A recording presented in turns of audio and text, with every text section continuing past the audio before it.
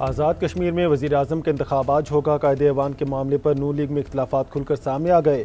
Barrister Iftikhar Gilani کو قائد ایوان نامزد کیے جانے پر شاہ غلام قادر اور راجہ فاروق حیدر کو شدید تحفظات۔ بنی گالہ میں شاہ غلام قادر اور راجہ فاروق حیدر کی اہم ملاقات۔ حکومت سازی اور آئندہ سیاسی حکمت عملی پر مشاورت۔ ذرائع کے مطابق راجہ فاروق حیدر اور شاہ غلام قادر نے بیرسٹر افتخار گیلانی کو ووٹ دینے سے انکار کر دیا۔ اسمبلی اجلاس میں شرکت نہ کرنے کا بھی فیصلہ۔ مرکزی قیادت کے فیصلے پر پارٹی کے بعض ارکان کی شاہ غلام قادر کو منانے کی کوششیں جاری۔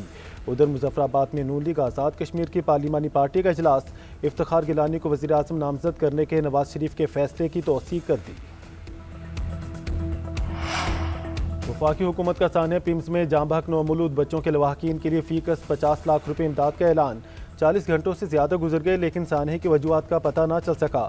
کس کی غفلت تھی، کون ذمہ دار تھا، یہ بھی تعین نہ ہو سکا۔ آگ اسی کے اسپارک سے لگی یا کوئی اور وجہ تھی، اس کا بھی جواب نہ مل سکا۔ قومی اسمبلی کی قائمہ کمیٹی برائے صحت اسپتال کے عملے اور انتظامیہ کے جوابات پر غیر مطمئن۔ ڈیوٹی پر موجود ڈاکٹرز اور عملے کو معطل کرنے کا مطالبہ۔ وفاقی وزیر صحت مصطفیٰ کمال کو بھی مستعفی ہونے کا مشورہ۔ پیمز اسپتال کے دورے کے بعد ڈاکٹر مہیش کمار نے کہا، کل بتایا گیا آگ ایئر کنڈیشنر سے لگی، آج پتہ چلا اسی تو کام ہی نہیں کر رہا تھا۔ سی سی ٹی وی سے بھی نہ پتہ چل سکا کیسے لگی۔ بظاہر لگ رہا ہے کہ نرسوں کو بٹھا کر ایک بیان یاد کروا دیا گیا۔ مہیش کمار کا واقعے کی خود تحقیقات کرنے کا اعلان۔ آبنۂ ہرمز کو مائن سے پاک کر کے بحری آمد و رفت کے لیے کھول دیا گیا۔ امریکی صدر ڈونلڈ ٹرمپ کا دعویٰ، کہا ایرانی تنصیبات اور نقل و حرکت کی خلائی نگرانی کر رہے ہیں۔ ہم ایران سے بات چیت نہیں کرنا چاہتے، نہ ہی ان سے ملاقات کی خواہش ہے۔ ایران کے خلاف معاشی اقدام کا یہ مطلب نہیں کہ ہم نے فوجی آپشن ختم کر دیا۔ ڈونلڈ ٹرمپ کا ایران کی فوجی صلاحیتیں بھی انتہائی محدود کرنے کا دعویٰ۔ ایران کے صدر مسعود پزشکیان نے کہا ہے کہ تہران کمزور نہیں، اپنا دفاع کرنا جانتا ہے۔ اپنے ملک کا دفاع کرنا ایرانی قوم کا جائز حق ہے اور اس نے یہ حق استعمال کیا ہے۔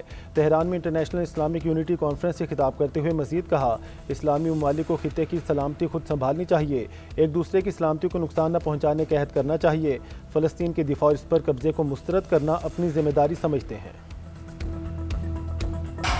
آبنۂ ہرمز امریکہ کی شرائط پر دوبارہ نہیں کھلے گی۔ امریکہ پہلے ایران کی شرائط پوری کرنے کے لیے عملی اقدام کرے۔ ایرانی قومی سلامتی کونسل کے سربراہ محسن رضائی کی گفتگو، کہا امریکہ پر اعتماد نہیں، واشنگٹن مذاکرات میں دھوکہ دے چکا ہے۔ امریکہ نے کارروائی کی تو ایسا نقصان کریں گے جو تاریخ میں یاد رہے گا۔ ایران کے خلاف جارحیت پر امریکی مفادات کو نشانہ بنائیں گے۔ امریکی صدر ٹرمپ نے کینیڈا سے تجارتی جنگ چھیڑ دی، نہر اونٹاریو کو نہر امریکہ کا نام دے دیا، صدارتی حکم نامے پر دستخط کر دیے۔ کہتے ہیں خلیج اور نہر کا نام تو بدل دیا، اب سمندر کا نام بدلنا رہ گیا ہے، ممکن ہے وہ بحر اوقیانوس اور بحر الکاہل کا نام ہی بدل دیں۔ دوسری طرف کینیڈین وزیر اعظم مارک کارنی کا سخت رد عمل، بولے نہر اونٹاریو کا نام امریکہ اور کینیڈا کی تاریخ سے بھی پرانا ہے، نہر اونٹاریو ہمیشہ نہر اونٹاریو ہی رہے گی۔ نیو یارک کی ڈیموکریٹک گورنر کیتھی ہوکل نے بھی صدر ٹرمپ کا حکم تسلیم کرنے سے انکار کر دیا، کہتی ہیں نہر اونٹاریو کا 400 برس پرانا نام نہیں بدلیں گے۔ برطانیہ کے 3 بڑے ایئرپورٹس پر سائبر حملہ، ہیکرز نے 87 لاکھ افراد کا ڈیٹا چوری کر لیا، تاوان کا مطالبہ۔ برطانوی میڈیا کے مطابق مانچسٹر، اسٹینسٹڈ اور ایسٹ مڈ لینڈز ایئرپورٹس پر ہیکرز کی جانب سے سائبر حملہ ہوا۔ رپورٹ میں دعویٰ کیا گیا کہ 87 لاکھ صارفین کا حساس ڈیٹا چوری کیا گیا۔ ای میلز، فون نمبرز، گاڑیوں کے رجسٹریشن اور پوسٹ کوڈ ہیکرز کے ہاتھ لگ گئے ہیں۔ کار پارکنگ، لاؤنج اور فاسٹ ٹریک بکنگز کا ڈیٹا بھی متاثر ہوا ہے۔ میڈیا رپورٹس کے مطابق ایئرپورٹس کے وائی فائی صارفین کا ڈیٹا بھی ہیک ہوا ہے۔